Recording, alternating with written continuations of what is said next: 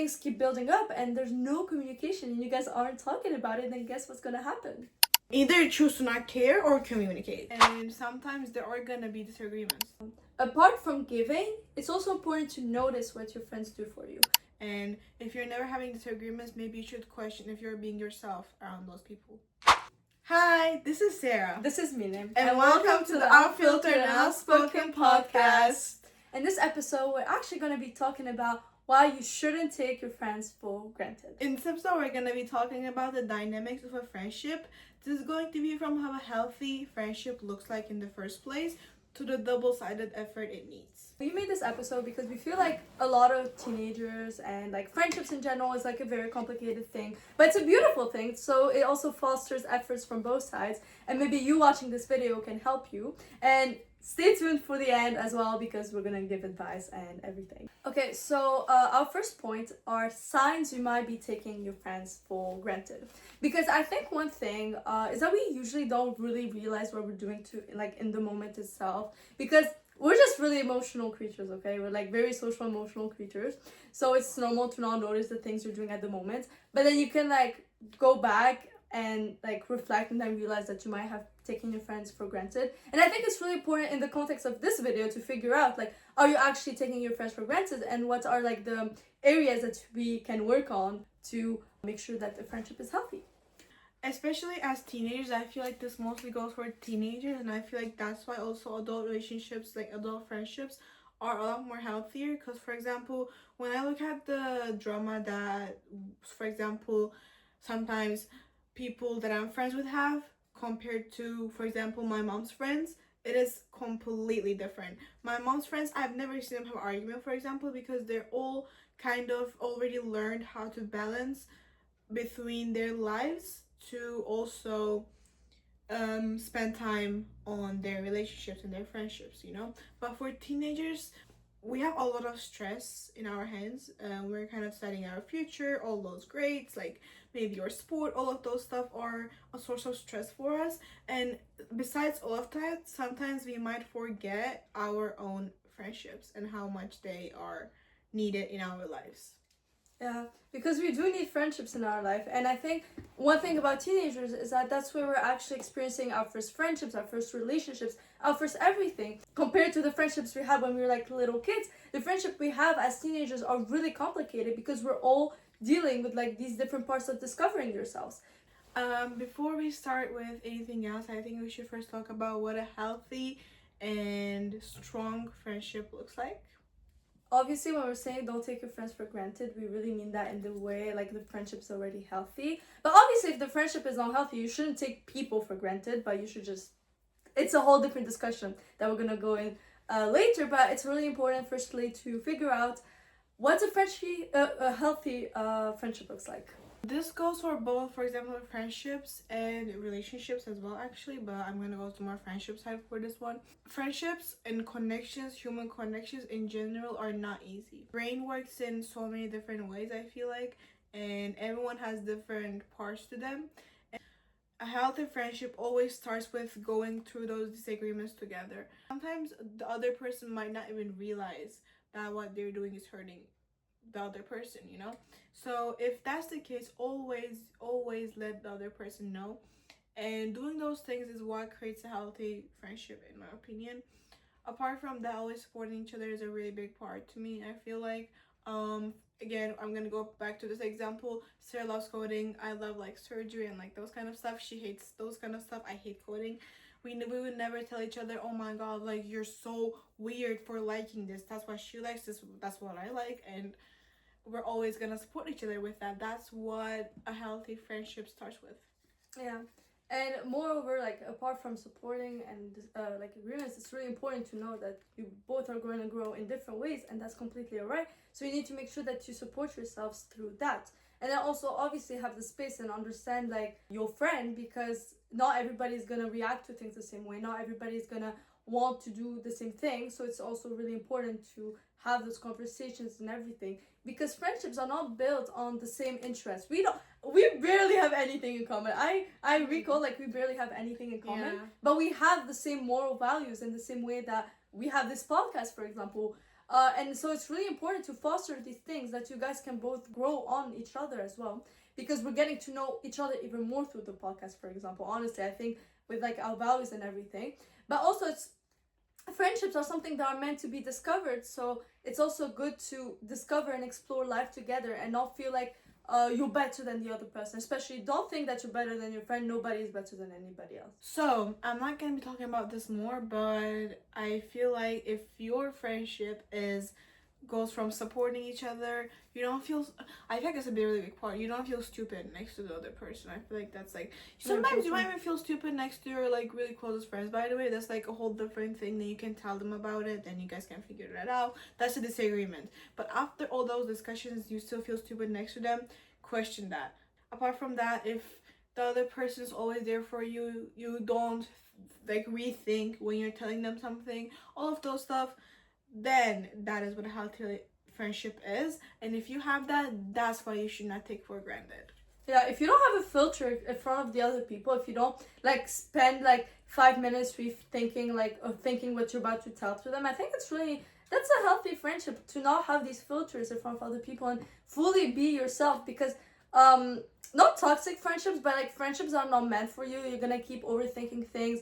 You're gonna be like, yeah, what if I'm friends with this other person? Would that be better? And healthy friendships, you're not doubting your trust in the other person. You might, yeah, sure, you might like when disagreements happen, everything. You might be like, what is wrong? But then you're not actually doubting the friendship, or you're not regretting the friendship. I would never ever regret my friendship with Mina. I would never regret my friendship with some of my current friends. Now we're moving on to the part that if we have these healthy friendships, what are some signs that we might be taking our friends for granted?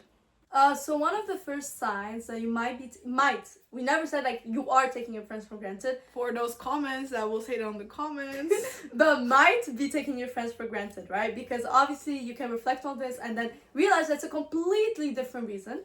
But one reason you might, one sign you might is that you're comparing your friendship, your healthy friendship that we just figured out, to other people's friendships or to other friend groups or to other like TikTokers online, for example, influencers. I don't know, you're comparing your friendships to their other friendships, and then you're thinking, oh yeah, what if I was friends with them instead? Or like, oh yeah, like they're uncool or something.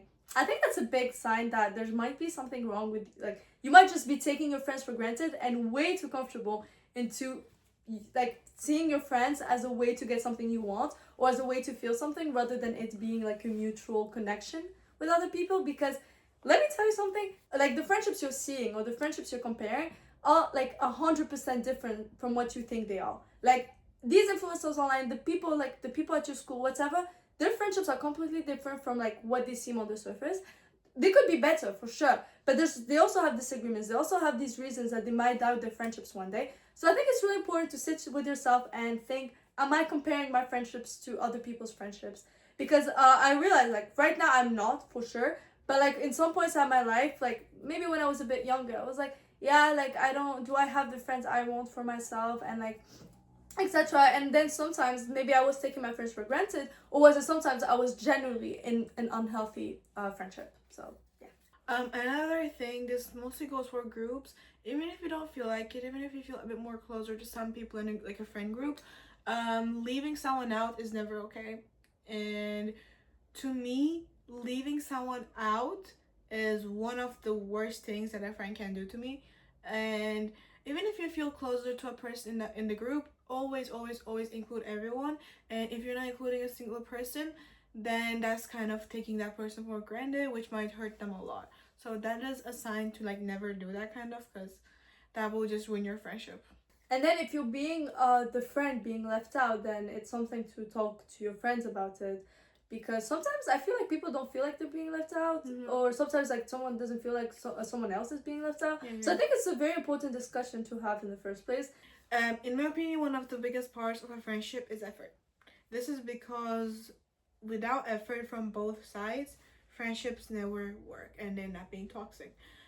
There might be the same amount of effort in two friendships, but one of them can be toxic while the other one is not. Because, for example, A person, B person, C person, D person. I'd like stick figures on here, okay? You're gonna be editing this, but so.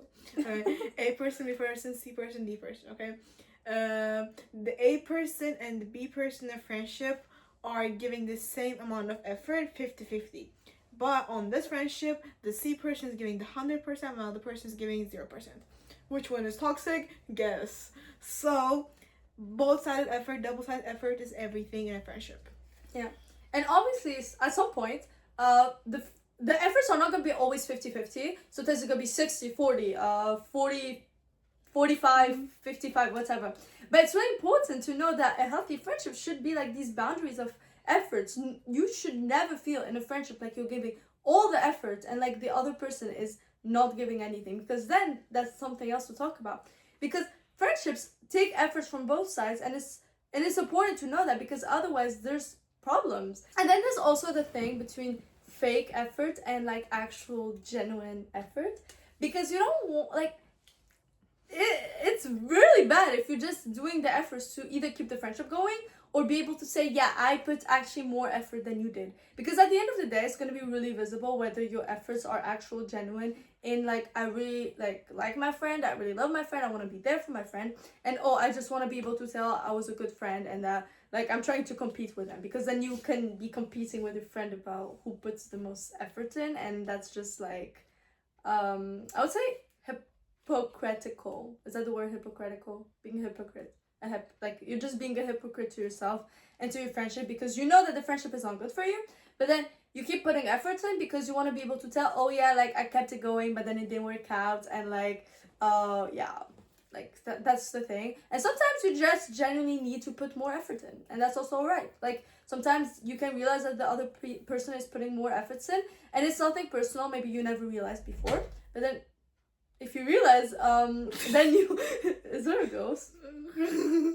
But then if you realize, you can always put more effort in, and then obviously that effort would depend on like what the person really needs at the moment, because you never know what the people closest to you are going through. So it's always important to be there for them and to never take anything personally as well. So from Sarah's point of like, you never know what the closest people to you are going through, communication is so important. It is both listening and also talking. You should always listen to your friends. This can be problems that they have in their personal life or in the friendship.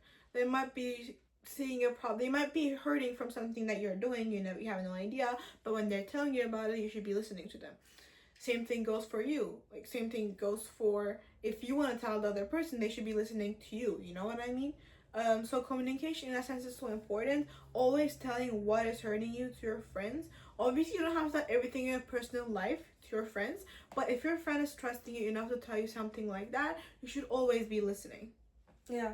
Like always allow your friend to have a space, like a safe space. Your friend should be your safe space. You should be like, you don't need to tell your friend everything. Sure, that's your personal decision. But to your friend, you need to give them the safe space, and your friend should be giving that back to you. Like your friendship should be a safe space where you're able to tell anything on your mind, and then it becomes in a matter of, do I want to say that to my friend, rather than do I trust them with like what I want to tell them? Because obviously I won't tell everything to Mina, but I know that if I want to tell her, that she will be listening to me, and that I don't have to feel like I don't want to trust her. It's more that I don't tell it to anybody as well. So like communication is something very important in a friendship, and that's what's gonna build the friendship. Because it could be the perfect friendship, but then if small issues happen, and then it keeps building and building, and it's nothing personal. Sometimes it's literally that you guys don't realize you're both hurting each other. And then it just builds up to a point where you're both like dreading being together, because there's like, you can feel it. It's like an energy. You can literally feel like if the other person is feeling well or not. If these things keep building up and there's no communication and you guys aren't talking about it, then guess what's gonna happen? Friendship is gone. Yeah. Or it's like you're being forced, like you're just forcing yourself to be in the friendship, when there could have easily been a fix somewhere there where you communicate about it. And it can also end up hurting the other people around you, by the way. To wrap up the how small issues can hurt friendships and how it is important to talk about them part, by the way, we have like topics here, that's why I'm like looking at this sometimes. Yeah. To wrap up that part, I would just like to say that small issues matter as well, and if you're hurting by something your friend is doing, always communicate with them about it. Either choose to not care or communicate, like one of those, you know. That's how my mom always would also tell me, like either choose to not care about the issue or communicate, or what's gonna happen. One thing that I used to do a lot, I think Sarah also knows, I had like a whole era, especially last year I used to do this a lot. Every time something that someone said hurt me, mute. I would be mute for the next like 3 hours. I would say nothing. And like the thing is, like, I wouldn't even do it, like because I wanted to do it. I was like, I just did not want to communicate with that person at the time. I was like, oh my god, like they said this, and like I would just like replay that in my head. And this is dumbest issues too. Like right now I don't remember any of them, but at the time that was the most important, the most like crazy thing someone ever had said to me, and like I whatever. But like no, I don't remember any of them. So like that's something that you should genuinely not do. Go mute and like just, because no one is a mind reader. For example, I did this, I think I did this to Sarah a lot, my bad. But like I every time like and at the time I was also like really sensitive. I feel like this was also like all like last year, by the way. I was really sensitive, so everything would hurt me, and then I would just like go mute every day. And then she isn't that mind either. She's just not gonna read my mind, like what I'm saying, you know. What's the point of that? And same for like a lot of other friendships. Now that like other people do it to me, I also get really annoyed because I'm not a right mind reader. I don't get why you're not talking to me, you know. Just tell me why you're not talking to me. If I think it's something to apologize about, I will apologize to you about it. But what's the point of just acting all dry? I don't get why you're acting dry. Like it's not gonna get us anywhere, you know. So that's one thing to always keep, like, communication is so important. Please don't go mute. Yeah. For God's sake, don't go mute. No, but also people just cope differently. Sometimes she can go mute. I kind of get like a bit more she gives like shorter answers and everything, you know? I do. I would shut myself down, but like in the sense where I get like a bit more aggressive. That I don't know how to explain it, but I do. You don't do it that much anymore, do you? I also don't. I feel like we don't do it that much anymore. Like I think last year was the peak of it for both of us. Yeah. For example, like for me, it would just be like she would tell me something. I'd be like For Sarah, like she would like when someone said something, she would be like okay. She'd be like sure. She'd be like no. She'd be like sure. If you want, like that kind of thing, you know, like we had like different types of and so that's like different people like cope differently, but I think now it just doesn't happen as much anymore. It basically doesn't we're also happen. maturing a lot because we're maturing, we're maturing and we're growing, and like because that was like probably our peak puberty, maybe we don't know. But sometimes you're growing in your friendship and you're discovering new things. And otherwise, if it goes well, it can get even better. The friendship can just get even better. So, who knows? Yeah. Communication is key. See, we're being vulnerable and we're sharing like how we actually react. And that's very, very, very important. To wrap this episode up, and obviously not making it like 5 hours long, we're gonna go into the advice. Obviously, friendship is a much more nuanced thing than just, is this a healthy friendship or a toxic friendship? It's much more than that. And I think a lot more factors play a part in it, like social media, lives, busy, everything.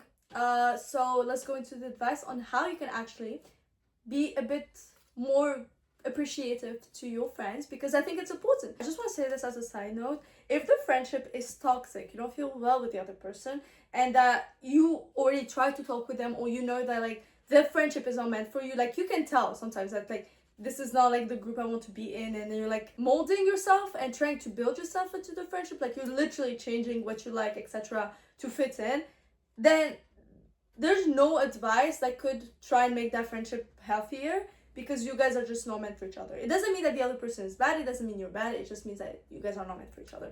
This advice is more like how can you be there as a friend, not maybe to specific friends, but like in general, how can you be there in a friendship? I'm gonna start off by saying simple ways to show appreciation are so important. This came from checking into just like listening to the other person. Small ways to make them feel seen. I feel like a lot of friendships, someone just doesn't feel seen, you know, just doesn't feel cared for, and just checking in on the other person sometimes, like doing small gestures, it all makes a friendship so much more healthier, because it makes the other person feel a lot more cared for, a lot more seen, a lot more appreciated. So that is really important, I feel like. Yeah, because you never know like what they're like going through and what they're not telling you, and like sometimes like even something they told you once and then you remember and then you mention it even casually. It's so sweet. Like these things are just so sweet. So always be there for your friends, even in small gestures, because you don't need money, you don't need like 500 hours. It could be like 1 That's the minute thing. of your time. A lot of people use like money as an excuse. Money is not an excuse. There's like, what about handmade gifts? For example, just like, even like maybe your friend mentioned like her favorite chocolate or something, and then you bought that for her. That is genuinely so much more sweeter. You know what I mean? Apart from giving, it's also important to notice what your friends do for you. Even your friends could be doing all of this as well, giving you small gestures, and you're like, yeah, that's normal. Sometimes it's what's keeping your friendship going, and it's really important to notice the sweet things your friends are doing for you, the way they're listening to you, the way they're standing up for you as well. Those are also important things to do. So it's something that's like goes both ways. That's what we're trying to do with this episode. Friendship goes both ways, and it's important to notice this and to do it as well. As a conclusion, sometimes home is not only four walls and a roof, but it's sometimes a person, some friendships. And just like how we would care about our home, how we check up on it, how we kind of paint it again, you know, all those stuff that you do for home, it is so important to also take care of your own friendship, because sometimes that is your actual home. Yeah. And that was all for this episode. Thank you so much for watching. Thanks, guys. Make sure to follow this podcast account and follow our TikTok as well. And we'll see you guys in the next episode. So, Bye, yeah, bye. guys.